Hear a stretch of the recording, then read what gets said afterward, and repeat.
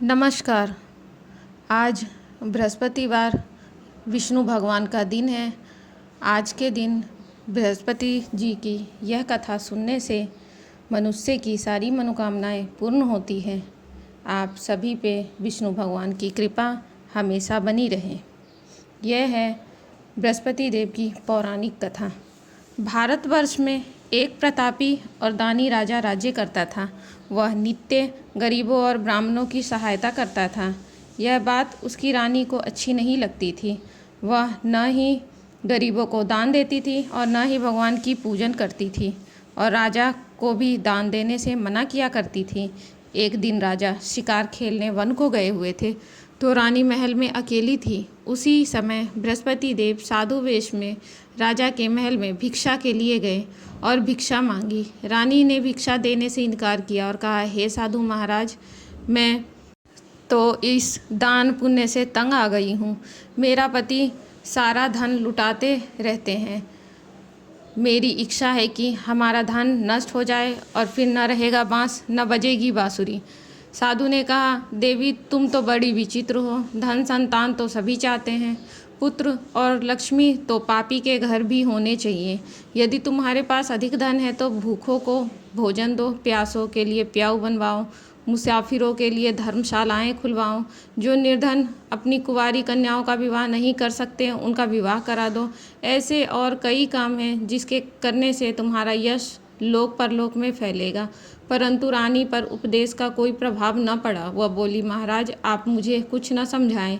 मैं ऐसा धन नहीं चाहती जो हर जगह बांटती फिरूं। साधु ने उत्तर दिया, यदि तुम्हारी यही इच्छा है तो तथास्तु। तुम ऐसा करना कि बृहस्पतिवार को घर लीपकर मिट्टी से अपना सिर धोकर स्नान करना, भट्टी चढ़ाकर कपड़े धोना। ऐसा करने से आपका सारा धन नष्ट हो जाएगा। इतना कहकर वह साधु महाराज वहाँ से विलुप्त हो गए।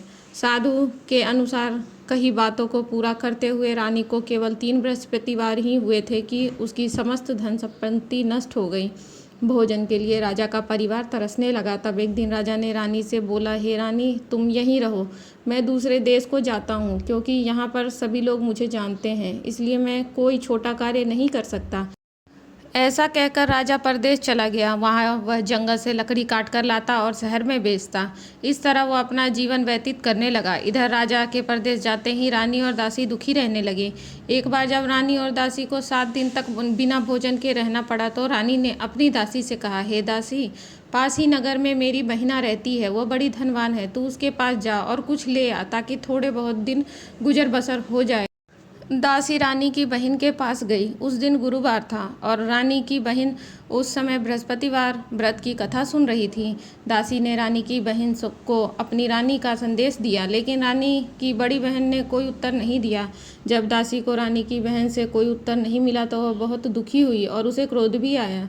दासी ने वापस आकर रानी को सारी बात बता दी। सुनकर रानी ने अपने भाग्य को कोसा। उधर रानी की बहन ने सोचा कि मेरी बहन की दासी आई थी, परंतु मैं उससे नहीं बोली, इससे वह बहुत दुखी हुई होगी। कथा सुनकर और पूजन समाप्त करने के बाद वह अपनी बहन के घर आई और कहने लगी, हे बहन, मैं बृहस्पतिवार का व्रत कर रही थी, तुम्हारी दासी मेरे घर आई थी, परंतु जब तक कथा होती है तब तक न उठते हैं और न ही बोलते हैं, इसलिए मैं नहीं बोली। कहो दासी क्यों गई थी? रानी बोली, बहन तुमसे क्या छिपाऊं, हमारे घर में खाने तक का अनाज नहीं है। ऐसा कहते कहते रानी की आंखें भर आई। उसने दासी समेत पिछले 7 दिनों से भूखे रहने तक की बात अपनी बहन को विस्तार पूर्वक सुना दी। रानी की बहन बोली, देखो बहन, भगवान बृहस्पति देव सबकी मनोकामना को पूर्ण करते हैं।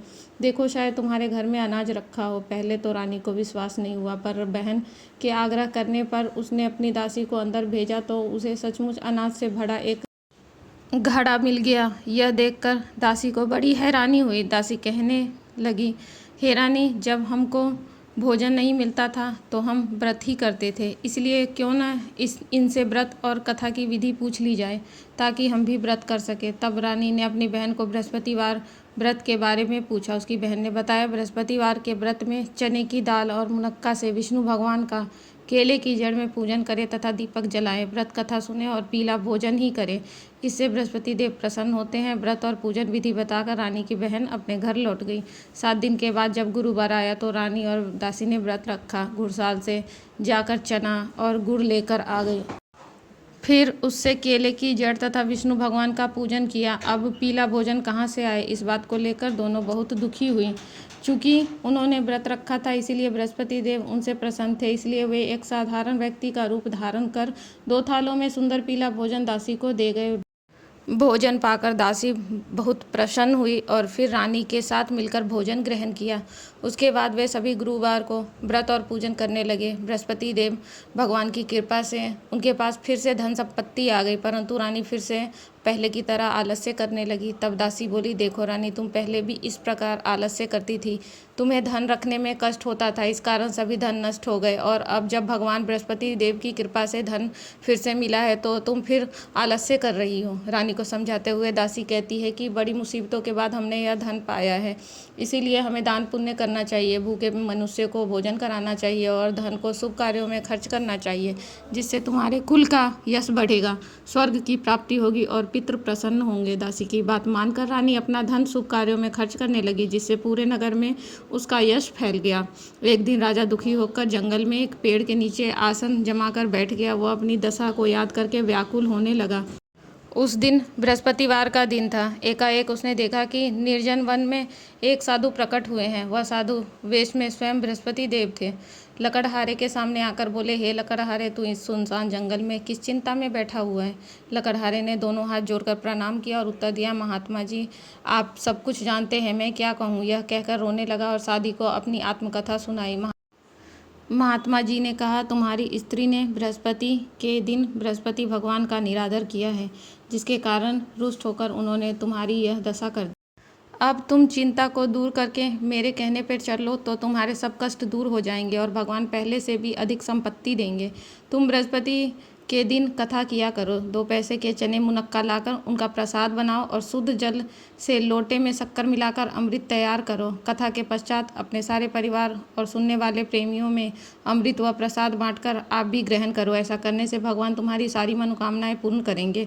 साधु के ऐसे वचन सुनकर लकड़हारा बोला, हे प्रभु, मुझे लकड़ी बेचकर इतना पैसा नहीं मिलता जिससे भोजन के उपरांत कुछ बचा सकूं। मैंने रात्रि में अपनी स्त्री को व्याकुल देखा है, मेरे पास कुछ भी नहीं जिससे मैं उसकी खबर मांग सकूं। साधु ने कहा, हे लकड़हारे, तुम किसी बात की चिंता ना करो। बृहस्पति के दिन तुम रोजाना की तरह लकड़ियाँ लेकर शहर को जाओ। तुमको रोज से दुगुना धन प्राप्त होगा, जिससे तुम भली भांति भोजन कर लोगे और बृहस्पति देव की पूजा का सामान भी आ जाएगा। इतना कहकर साधु अंतर ध्यान हो गए। धीरे धीरे समय व्यतीत हुआ। फिर से वही बृहस्पतिवार का दिन आया।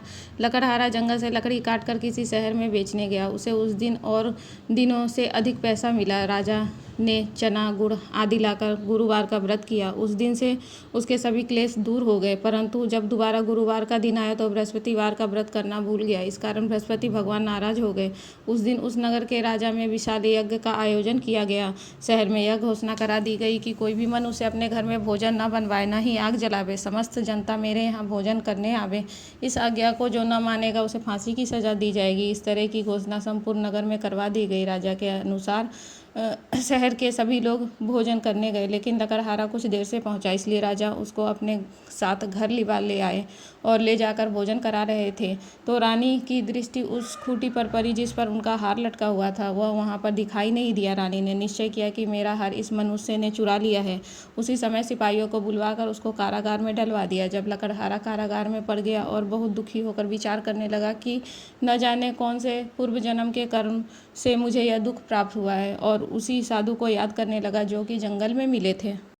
उसी समय तत्काल बृहस्पति देव साधु के रूप में प्रकट हुए और उसकी दशा को देखकर कहने लगे, अरे मूर्ख, तूने बृहस्पति देव की कथा नहीं करी, इस कारण तुझे दुख प्राप्त हुआ है। अब चिंता मत कर, बृहस्पतिवार के दिन कारागार के दरवाजे पर 4 पैसे पड़े मिलेंगे, उनसे तू बृहस्पति देव की पूजा करना, तेरे सभी कष्ट दूर हो जाएंगे।